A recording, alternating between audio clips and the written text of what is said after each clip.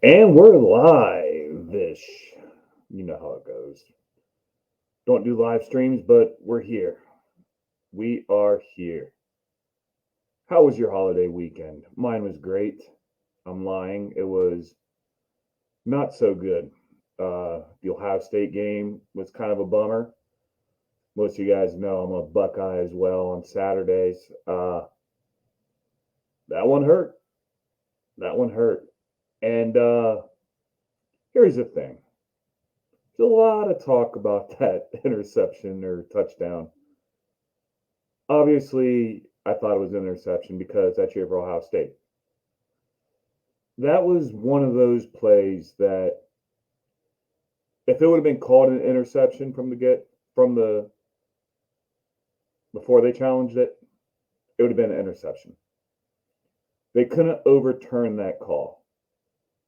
They couldn't uh like it was just funny to me that you see all these experts now. Like, yeah, I was having fun with it because of course, you could tell who people wanted to win that game by what they thought the call was. Is how what it comes down to. But it was even more funny seeing the all the experts that were telling you why it was a definitive interception or a definitive touchdown. Because there's arguments on both sides, and both sides would like post like real blurry screenshots of of their TV. And it's like, stop it. It was called a touchdown, so it has to stay a touchdown. And it's funny now, like seeing Ohio State fans, like fellow Ohio State fans, still like up in arms about it, like still making tweets about it.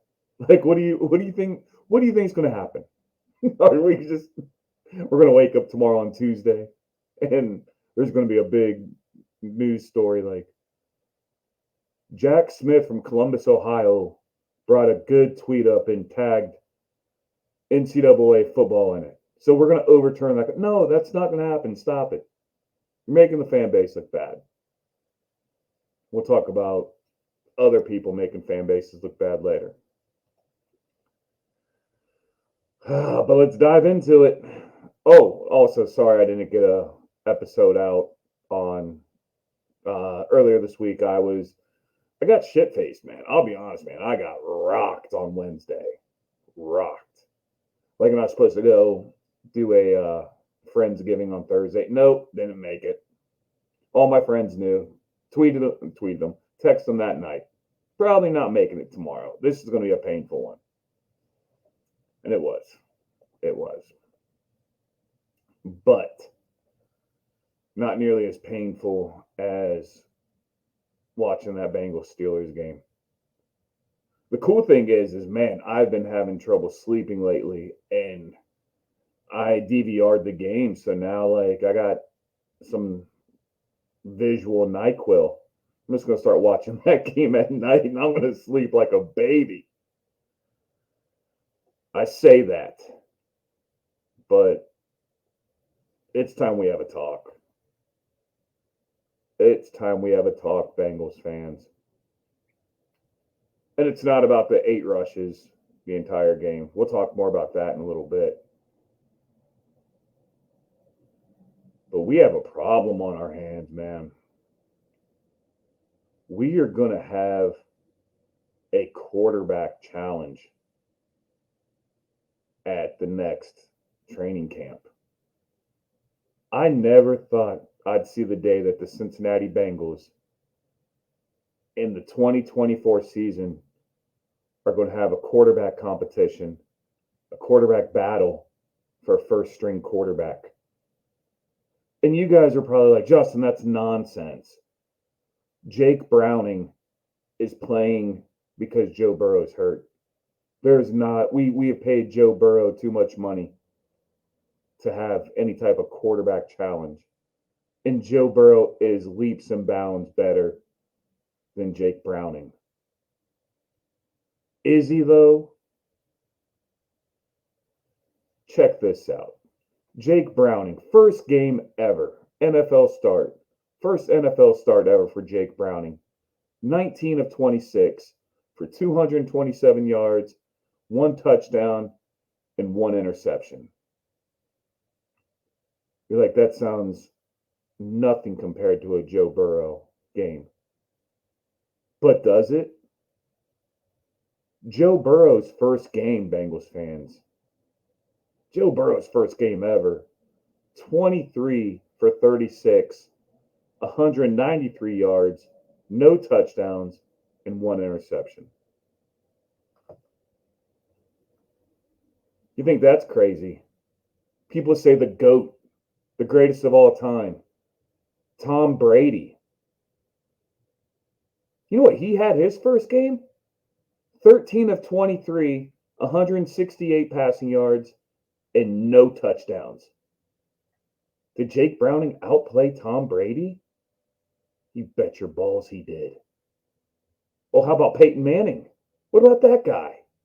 Oh, Peyton Manning, 21 for 37, 302 passing yards, and one touchdown. And now you're like, hey, 302 passing yards more than 227. But not when you take into consideration Peyton Manning threw for 3 interceptions his first start. You dum-dums. Jake Browning outplayed Peyton Manning as well. Oh, what about Mr. Bath Salts, Mr. Sativa or ayahuasca or whatever drug the kids are doing these days? Yeah, I'm talking about Aaron Rodgers. What did he do in his first game? Oh, just 18 of 22 for 178 and one touchdown. Another one that Jake Browning outplayed. So how dare you say that I have severe problems for thinking that we might have a quarterback battle? You see all those players, all those GOATs, Mount Rushmore, that GOAT Browning outplayed? Is it time to put him on the Mount Rushmore now? Look at all those guys he just outplayed. And if you're sitting there saying, well, what about Patrick Mahomes? Read the room, dumb. That doesn't go with this bit, okay? Idiot. The most impressive thing that Jake Browning did that game was get up after he got leveled by TJ Watt. And not that personal foul, you dirty fuck. I'm talking about that sack where he got untouched, just full head of steam, just leveled poor Goat Browning. And stop it with the, oh, he punched him. Did you see that? He punched him. He didn't, guys, he was going for the football. I hate the Steelers as much as you guys do, but come on. What are we talking about?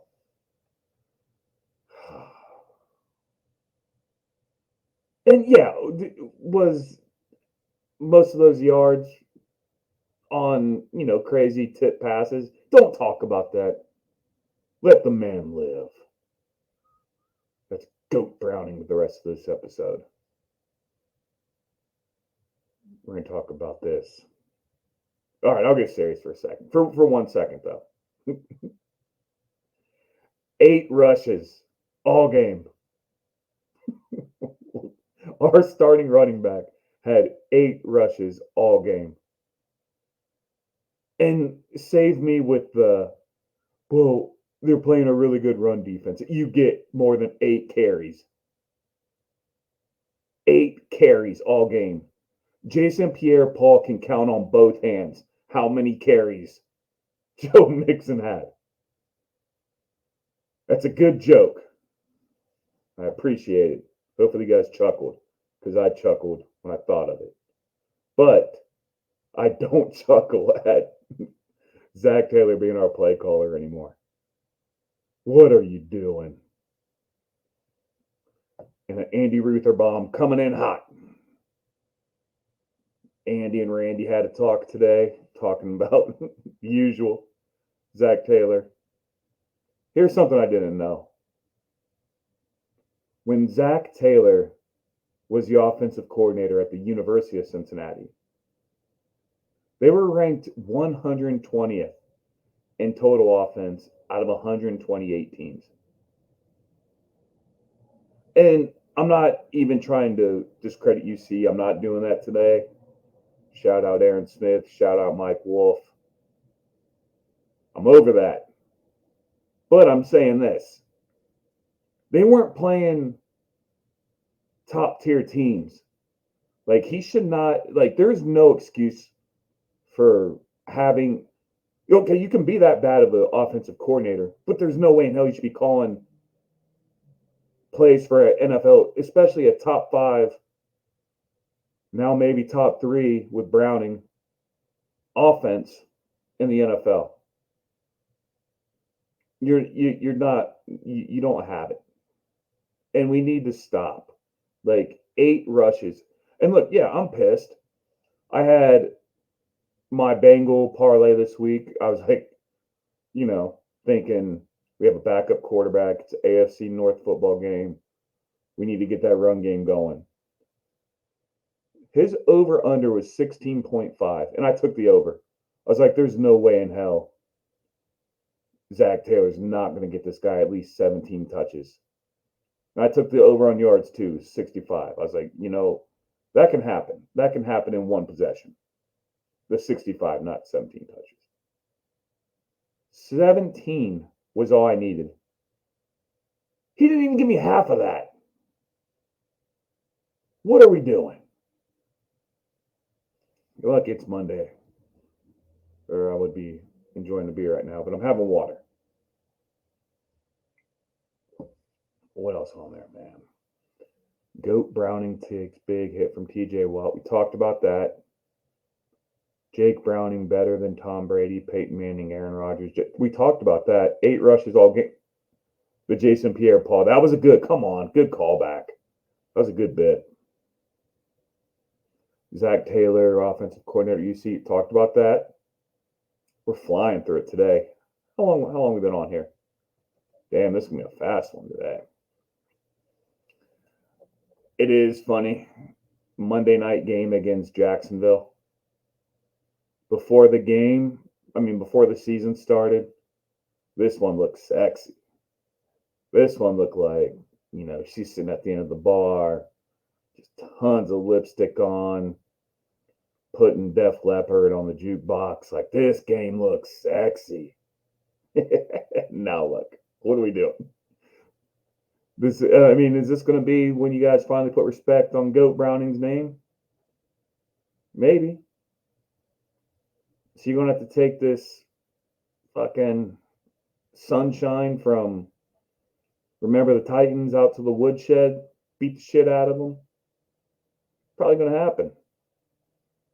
Got to see what the lines are, but yeah, we're going to have a good Jake Browning parlay because he's only getting better. I mean, look, he's already outplayed so many people. So just imagine how good he's going to be. Like, I thought maybe 2-5. Damn, dude. 6-1 probably. Just what I think. Last thing to talk about before I get out of here. Yeah, Bengals, like, I never thought I'd see the day that any social media Bengals fandom would be worse than Bengals Facebook. Like, I was in there for 3 days. I was like, you guys are out of control. I've never been to the Reddit, so I can't say anything about that. But Bengals Twitter, or Bengals X, whatever we're calling it now, is awful. Like, I don't know if you guys have ever been on there, but some of the people that Bengals fans champion on there is out of control, man.